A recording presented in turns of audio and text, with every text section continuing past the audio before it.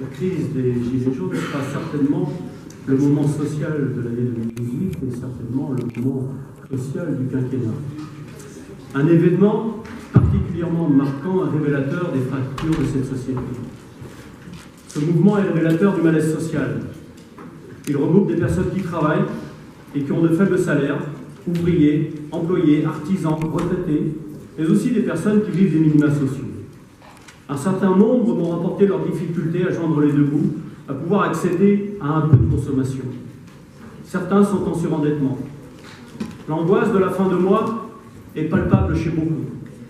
Certes, ce n'est pas le cas de tous. Certains ne sont pas dénués d'arrière-pensée, tous ne sont pas à plaindre, c'est vrai. D'autres sont là pour exprimer leur haine de la société, mais ils ne sont ni les plus nombreux, ni les plus représentatifs. Ce serait une grossière erreur que de faire l'amalgame entre les militants des extrêmes, les casseurs d'un côté, et les gilets jaunes de l'autre. L'immense majorité est courtoise, parfois sympathique. J'ai pu m'entretenir avec de nombre d'entre eux, soit au hasard de mes déplacements, soit dans des entrevues qui étaient programmées. Ce mouvement repose sur plusieurs facteurs principaux. Le premier n'est pas nouveau, la faiblesse du pouvoir d'achat de nombreux Français et la peur du déclassement. Mais il est aggravé par la perception d'une politique gouvernementale injuste socialement et le mépris de l'administration parisienne. Depuis juillet 2017, je ne cesse d'avertir le gouvernement et la majorité sur les mesures dont je juge qu'elles seront refusées par les Français.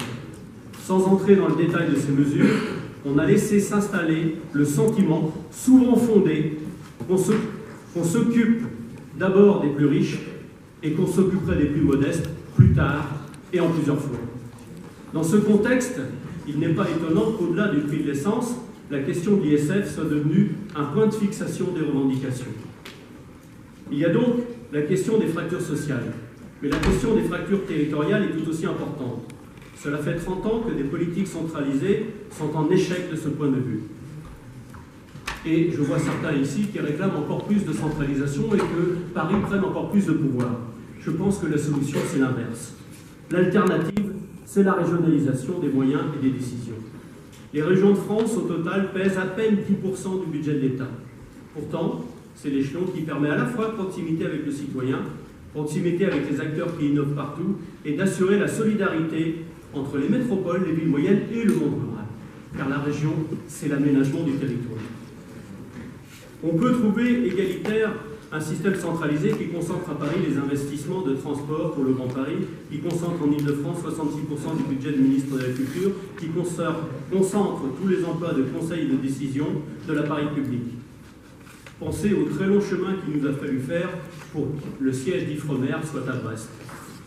Donc on peut dire que dans la crise de l'époque, il y a aussi le fait que les régions en France sont anormalement faibles au regard de leurs voisines et qu'on peut essayer de leur transférer des moyens pour réellement décider en région des outils de transport, des services publics, de l'équilibre des territoires. Monsieur Le Fur nous dit souvent que la région ne fait pas assez. Mais il nous faut d'abord convaincre le pouvoir central de renforcer les moyens de la région. Quelquefois l'acculer d'ailleurs à nous en donner. J'ajouterai également pour ma part la nécessité de pouvoir adapter loi ou règlement aux réalités de terrain.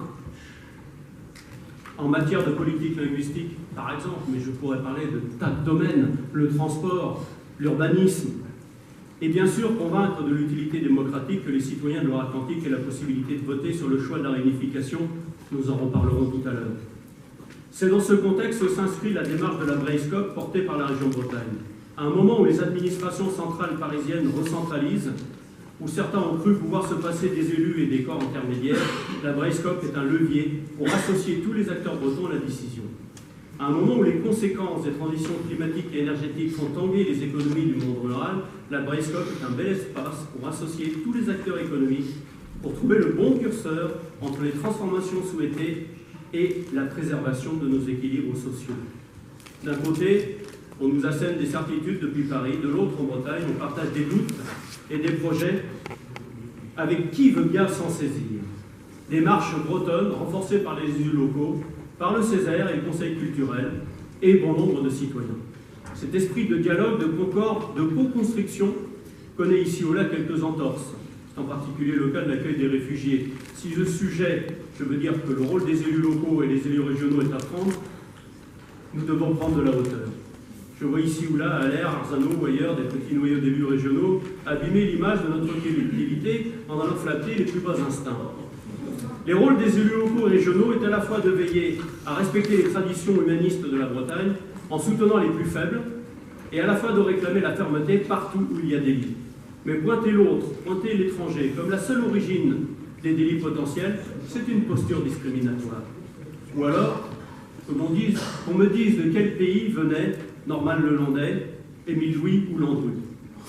Les rôles des élus régionaux est de construire des solutions pour aller jouer et ne pas jouer les fauteurs de troubles. J'appelle le noyau concerné à se ressaisir pour être à la hauteur des missions collectives. Le monde moderne est celui des identités plurielles, n'en déplaise à certains émules de Trump, de Baldini et consorts. Et la Bretagne n'est pas une terre d'indifférence, mais au contraire une terre de syncrétisme, où la synthèse et la co-construction sont dans l'ADN des Bretons. Sachons nous enrichir de ce qui fait nos différences. Je vous remercie. Merci.